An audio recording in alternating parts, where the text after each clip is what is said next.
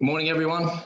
Thanks for registering and participating in the second session of the GDS webinar series. If you tuned in last week, welcome back. Good to have you again. If this is your first session, then welcome, and I hope you get something out of it today. As mentioned last week, the idea of these webinars are to be educational sessions. Just through the winter months, where maybe we can just fit in half an hour a week. They're just short, sharp sessions, hopefully on some interesting topics. And the plan is to run them weekly on a Thursday at 11:30 a.m. And we'll have different speakers each week. I spoke last week. We have Andrew Boyle speaking this week, and next week we'll have Peter Kirby. So hopefully the topics are of interest, and as we get the different speakers, they're experts in their fields. So hopefully there's some good information there. Just to reiterate, I know if you watched last week you would have heard this, but just for the new people, just to reiterate, being a webinar format, everyone's on mute, and while the presentation has been run, it's sort of a bit of a one-way traffic kind of scenario. But if you have any questions, that's certainly fine. And we definitely encourage that. And the best way to handle this, though, I think, is within your Zoom menu there should be a chat button. So at any time during the presentation, you can click that chat button, write your question in there. And what we might do is we'll handle those at the end of the presentation. So we can just keep the flow of the presentation going. And at the end of the presentation, then we'll go through any questions that there may be. But however, myself, the presenters, any of the GDS representatives, they're available anytime to discuss any of the content. So just feel free to contact us anytime if you want to go over any of it in more detail. So without further ado, I'm not speaking today. I'm going to hand over to Andrew Boyle soon. He'll be running this session. Andrew works for GTS out of the Melbourne office. And in his previous roles as superintendent and his current role as working for GDS, he's been able to gain a lot of experience using different tools to colour turf grass, especially on couch in winter months. If you're able to watch any of the President's Cup at the end of last year, that was held at Royal Melbourne. Andrew worked very closely with the superintendent there, and was instrumental in a lot of the materials that we used on the fairways. And if you watched any of it on TV, certainly the colour was quite striking, getting that difference between the fairways and the rough. So we thought it was probably a good time right at this time of year, perfect time to get Andrew to present some of the information today and share some of his experience and run a bit of a session for you. So that's going to be it for me for now. I'm going to hand over to Andrew, and he'll take it for the next 30 minutes. Okay, thanks Paul, thanks for the introduction. Welcome to everyone. For those just joining us, this is our second webinar in the series, and we're looking at turf colour. So there's a lot of things that we do to turf over the years. We renovate, cultivate, we relay greens or stadiums, but one of the most important things is how the turf is presented. So colour comes into that, and we obviously look at a range of ways through this presentation at how we manage to colour. So for those that aren't aware of my experience, I've worked mostly in the transition zone, so Canberra, Melbourne, Tasmania, and in Oregon in the US, and each one of those has obviously warm season, cool season varieties that we've had to colour up for presentation for events at different times of the year. So hopefully a little bit of my experience will help some of the guys present their surfaces to the best that they can. So why do we colour turf? We all like our turf to look nice and healthy, and one of those aspects is looking at the colour of your turf. So it might not be for everybody. You might be on a links course and you like that browned off look, but for high-end turf, or even for the local golf course that might have a pennant event coming up, or a pro-am, local footy grand finals if you're at the council, or a racetrack, you've got the TV coverage on almost every race meet. So there's a lot of aspects that we look at that we want to produce healthy looking turf surfaces. Even if you're in the domestic area, or you've got mates that always ask you, can you help me out with my front lawn? And for those that work on golf courses, we always get asked those questions. So there's some tips here that even work on the for the local home owner, and it all comes down to the aesthetics. So as Paul mentioned, this photo here is a picture of Royal Melbourne Golf Club, the first hole on the President's Cup course. It doesn't always need to be an artificial looking colour that you're trying to achieve. It doesn't need to be the darkest green or blackened with iron. This is a very natural looking colour and just sets out the contrast between the fairways and the rough that is unirrigated in this instance, along with the greens. Now, there was no pigment used on the greens in this situation. There was actually stress guard products from Boyle. So how do we colour turf? There's four main aspects that we're going to look at today. Nitrogen. Obviously, keeping a healthy plant requires nitrogen. So while some guys, in particular in the sandbelt and Victorian courses, might look at using minimal nitrogen, there's still nitrogen that's required to keep a healthy plant. Trace elements, in particular iron, pigments, and growth mats. Obviously, I've left one off there that's pretty critical, which is water. But everyone knows that water is required, otherwise we can't use any of these other aspects. So we won't just go into that side of things today. Okay, in nitrogen, essential for plant growth, we know that. Provides provision for uptake of other major trace elements. Without having nitrogen there, the other trace elements are ineffective. Improves colour overall.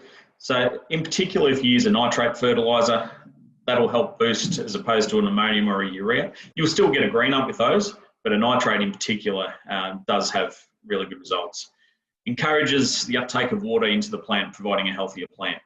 When you're starving a plant of nitrogen, it isn't going to take up moisture, it isn't going to take up those other trace elements as well.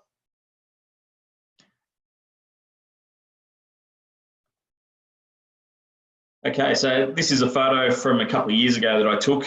A struggling golf course with unirrigated fairways, had a 4-day event coming up in the middle of January. As you can see by the roughs, it was very dry. There was irrigation in the fairways, but knockers, so they very rarely got watered, but they did manage to do a couple of applications on the fairways in the lead up, and the results were outstanding. So this is an example of a nitrate fertiliser, ammonium nitrate sulphate, combined with a very fine grade ferrous sulphate and manganese sulphate. So that was tank mixed in a soluble form and sprayed out in the contour of the fairways, and the results were sensational. Probably, I think they mentioned it was about the first time in 5 or 6 years that the fairways had fertiliser, and the response from those playing through the tournament was very pleasing for the superintendent. So we'll look at the role of trace elements in colouring up turf.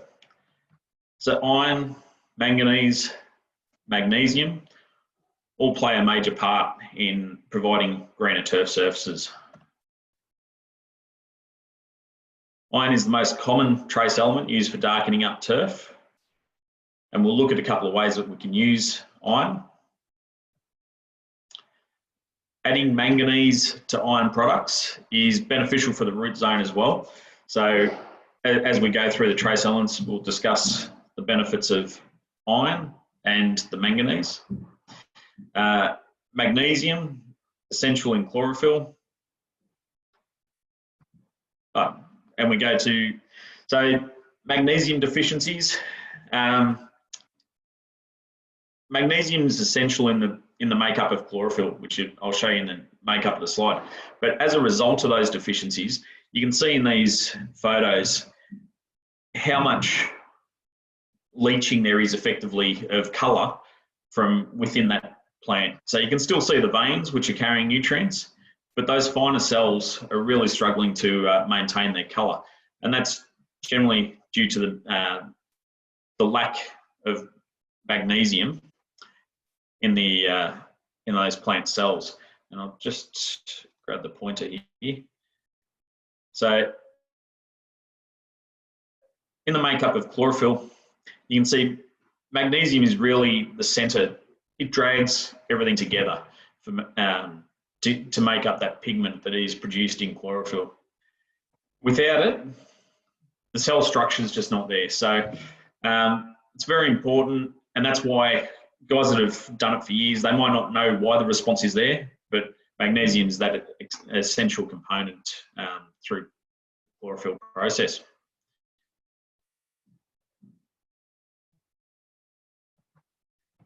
So we've got Santa Ana in autumn. So these photos were taken on a trial plot about 6 to 8 weeks ago,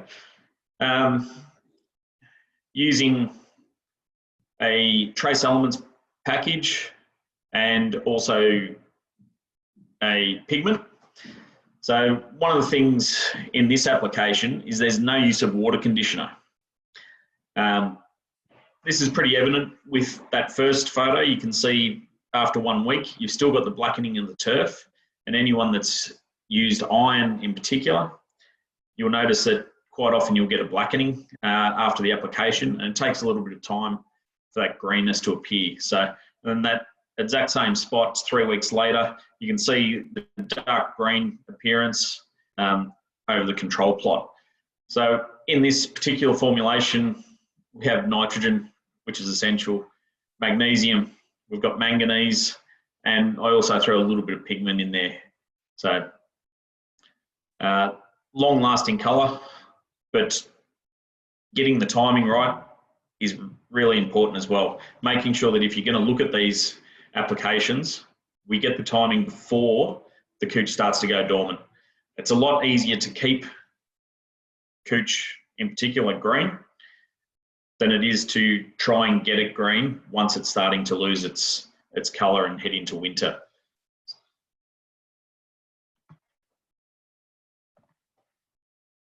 So we look at iron. Iron makes up around 5% of the Earth's crust.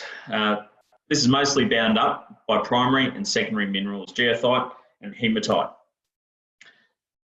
Now, for those that aren't aware, when those minerals are bound up, they make iron with 3 positives. So effectively it's oxidized.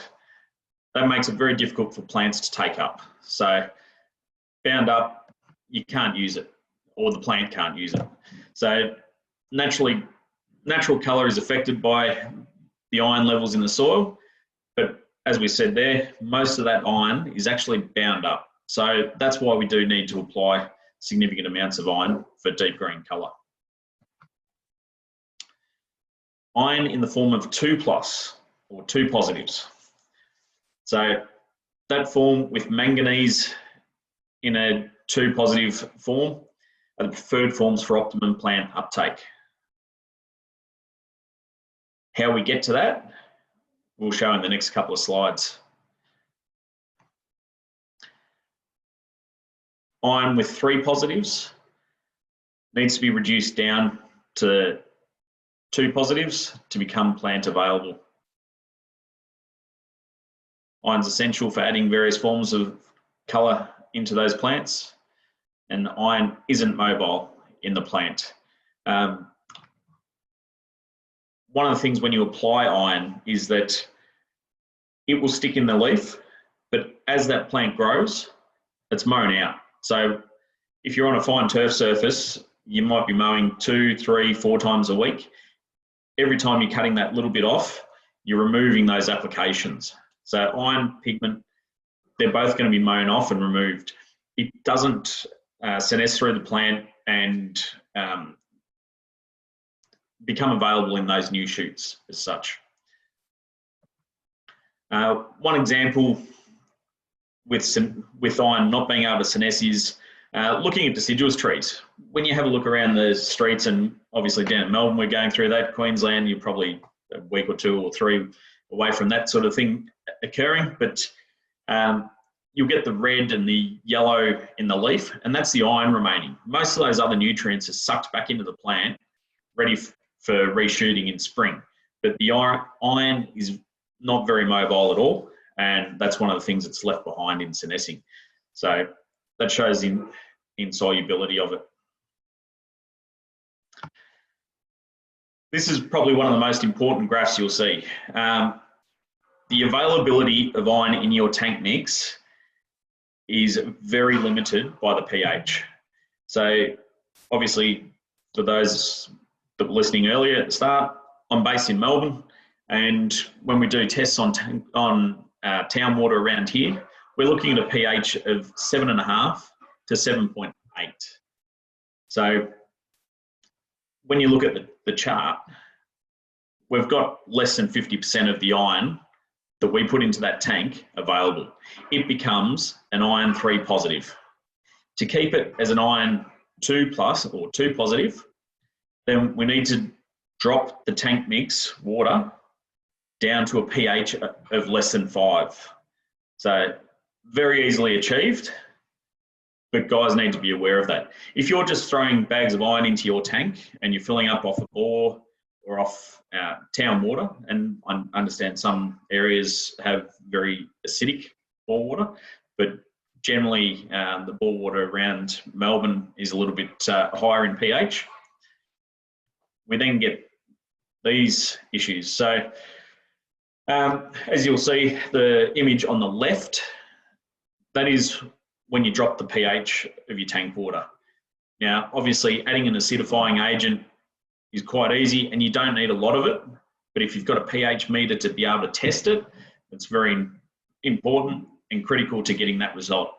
And you look at the one on the right, for years I used to spray the version that's on the right on golf greens or fairways, and you'd have that rusty colour of the water. You'd also have the blackening of the turf. Not long after you've sprayed it, you know, you'd be able to spray 2 or 3 greens, and by the time you've driven back past the first one you've sprayed, they're pretty much black. That's the oxidisation, okay? So that means that that iron isn't readily available to the plant. It's not going to be taken up easily. It will get in there, and there'll be a portion that'll get in there to give you the result.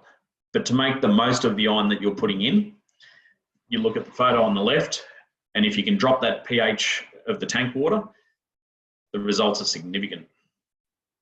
And that's after about 6 hours, letting this these 2 beakers settle, and you can see the solids forming in that second one. So obviously you're probably not going to leave the solution in your tank for 6 hours unless you have a pump breakdown, which does occur from time to time. But this is a perfect example to show you how clear the one is on the left compared to the right, when all it is adding a very basic acidifying agent into your tank.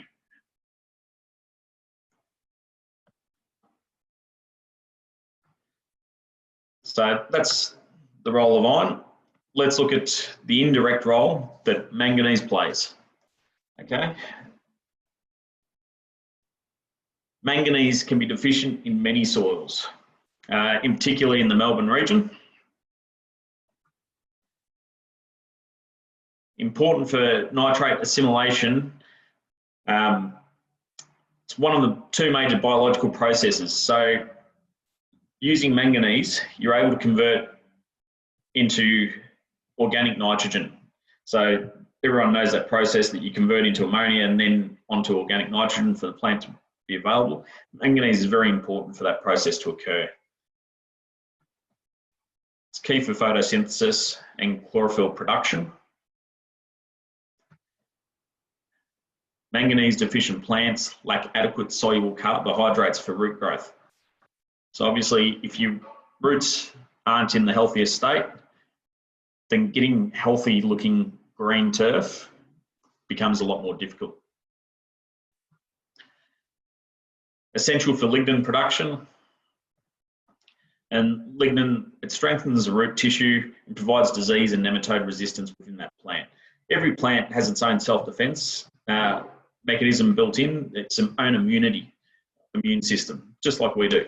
So manganese is essential to boost the immune system of the plant. But in that, obviously the results are you get a healthier plant resulting better colour. So there is a link in terms of the colour results.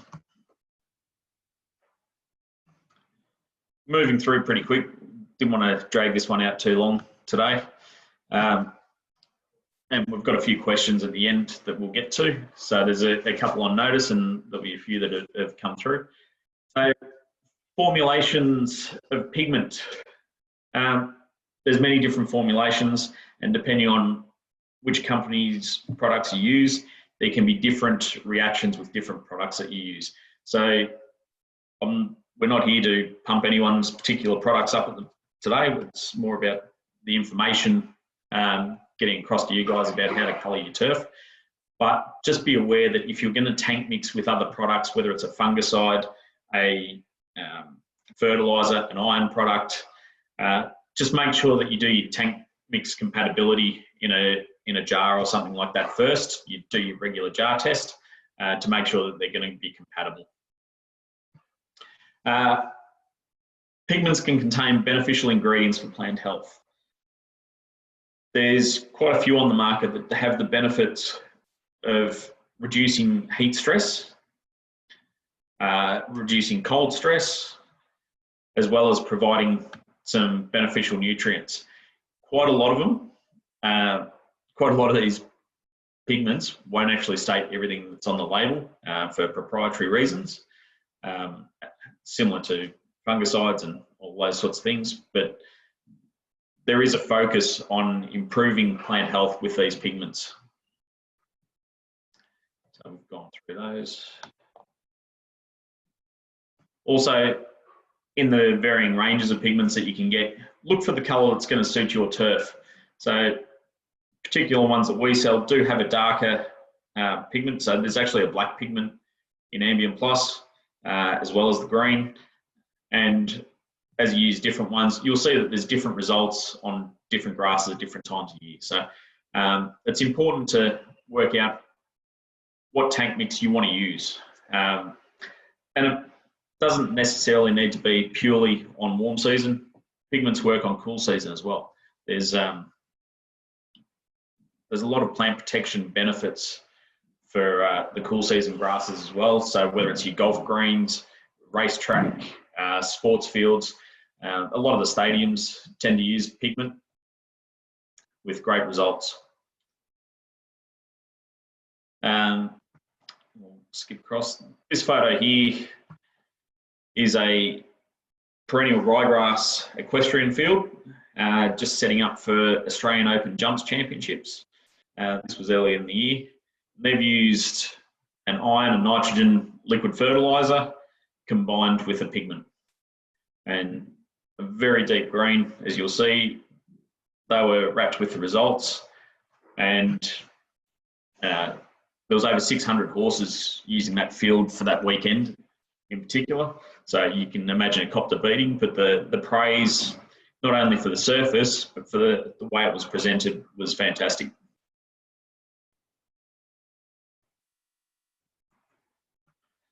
Another one that is a little bit left of centre and might not be affordable for everybody is using growth mats. So that's a photo there of the Melbourne Cricket Ground, obviously using it through footy season for the centre corridor, where most of the traffic is. Retains heat, in turn you get some additional growth, which maintains colour.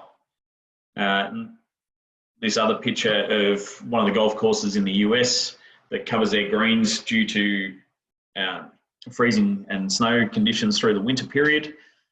It's pretty clear the colour response there just by putting a blanket over it effectively for a few months through the winter. And you can see even on the edges of that photo around the bunker where it's couch, it's managed to keep the colour. Obviously it's a cool season green there. So with the growth mats, they're ideal when you don't have sports on your turf surface all the time. So for some of the stadiums where they're very limited with the amount of training they put on them, they're able to put covers out, warm the surface for 3, 4, 5 days before they need to take them off again, cut the surface up, get it ready for play. Some golf courses have 19 holes where you can rotate the par 3s potentially.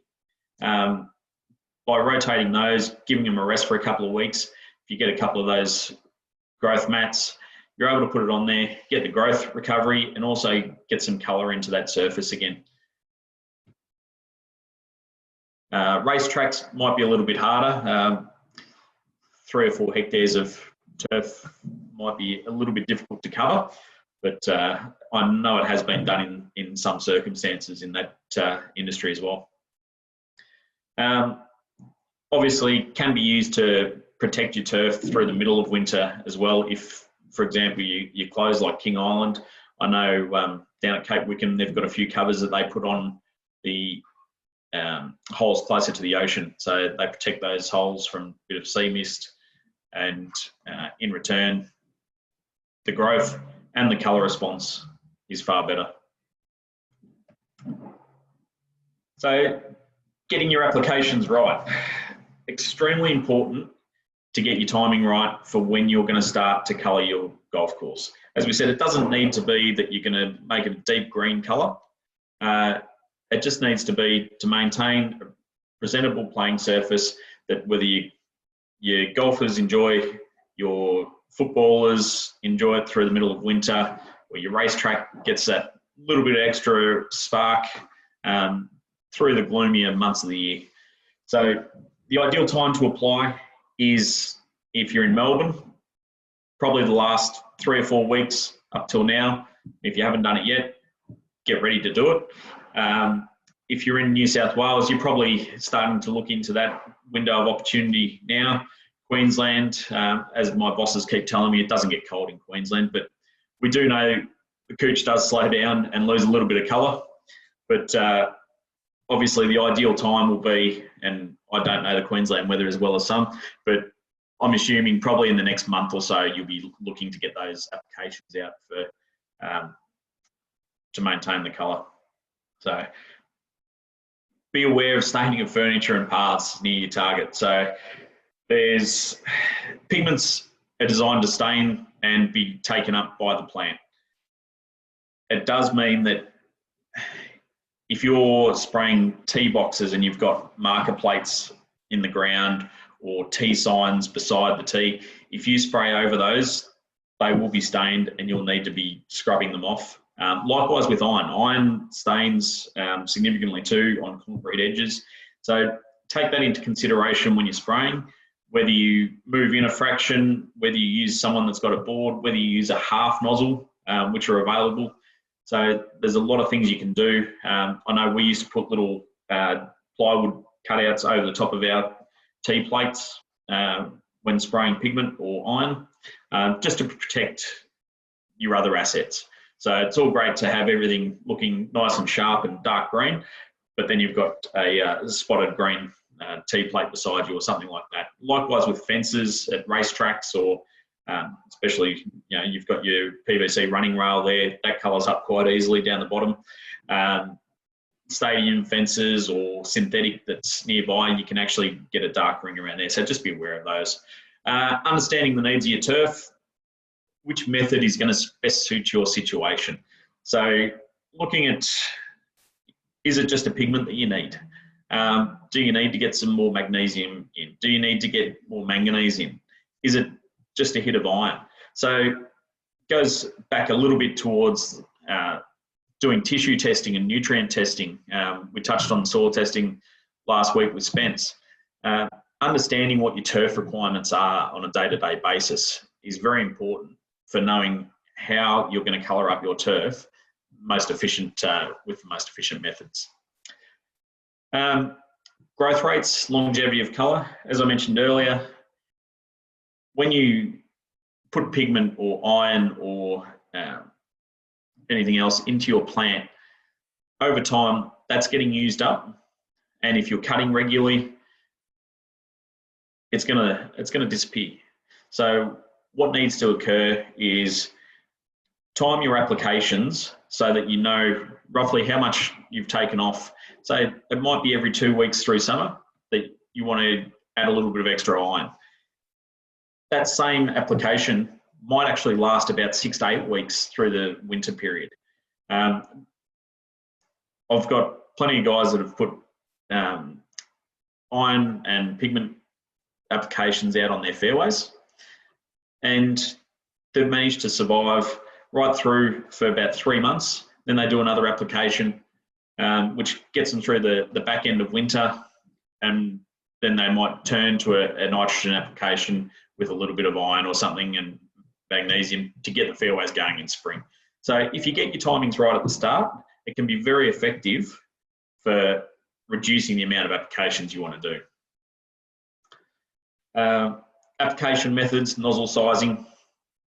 You don't want to be going out with turf flood jets at 800 to 1,000 litres a hectare if you're trying to colour the foliage of your turf. So what you need to look at is getting those application rates down to about 300 to 500. That's the ideal ratios. Most foliar applications will be around that 400 litres a hectare using an air induction nozzle, whether it's a Syngenta nozzles or T-jet nozzles. Any of those are suitable. You just need to make sure that you're getting your water rate correct, as well as the pressure. So the pressure is pretty important as well. So select the nozzles for the job. Okay, what to be cautious of? I mentioned hitting the target, but using pigments that don't mix well with other products. Do those jar tests. Know what you're putting in your tank and make sure you've got your mixing order correct. If you're using an iron, make sure you get your acidifying agent in there early. That needs to go in first to bring the pH of the water down.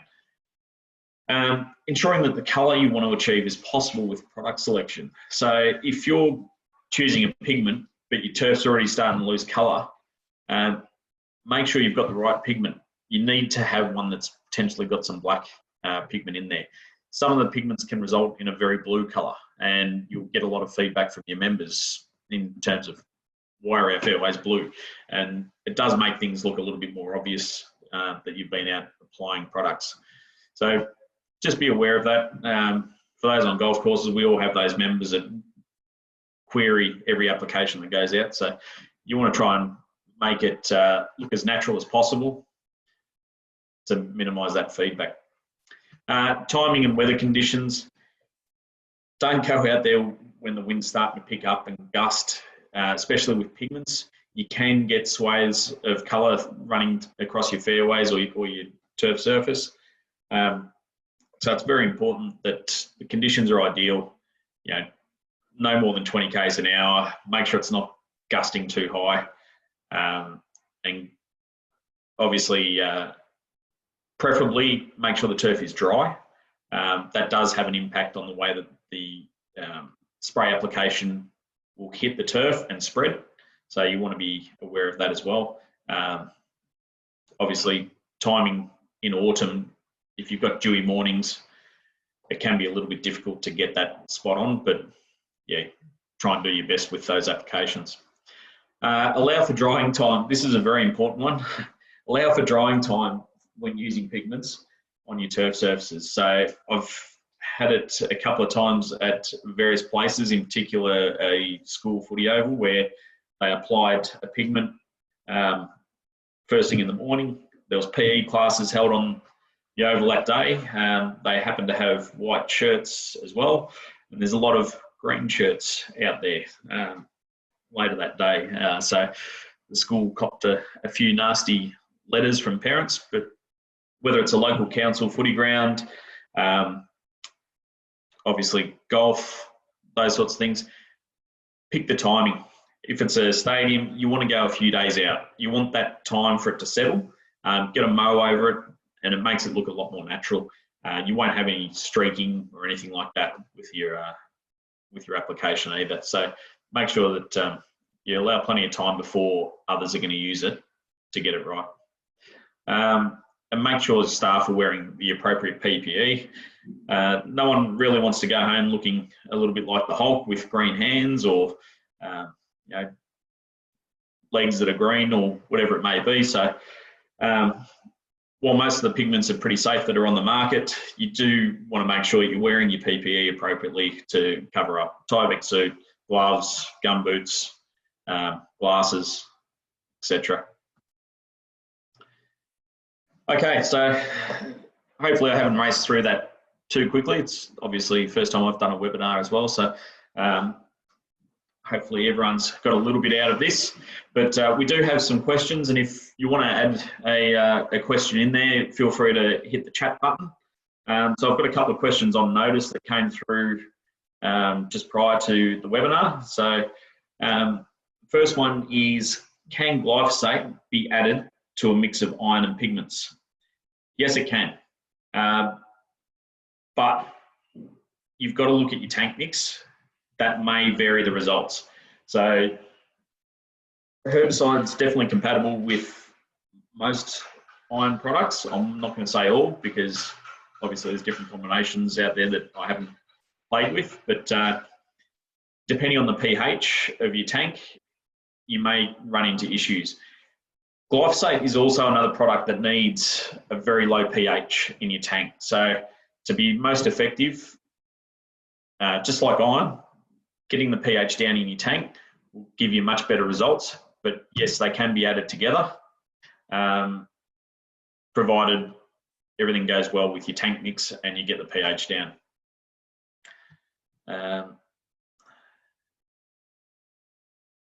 Next question.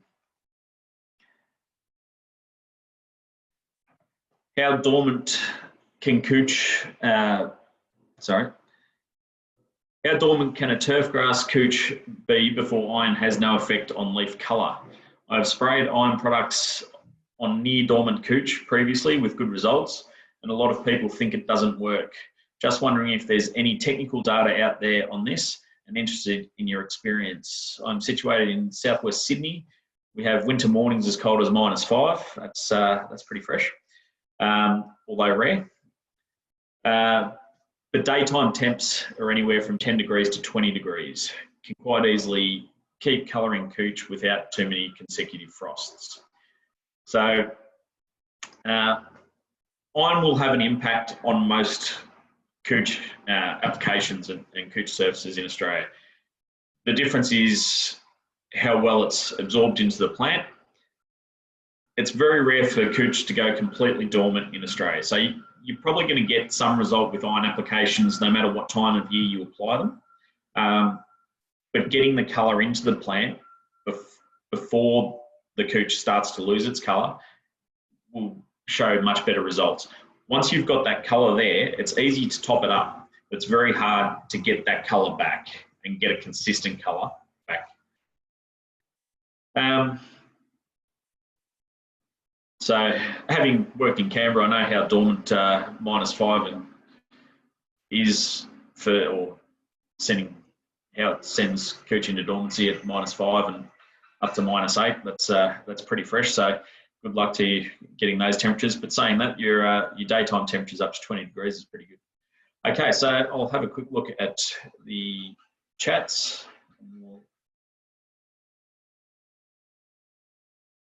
So if there's any other questions, feel free to stick around. If not, thanks for joining us.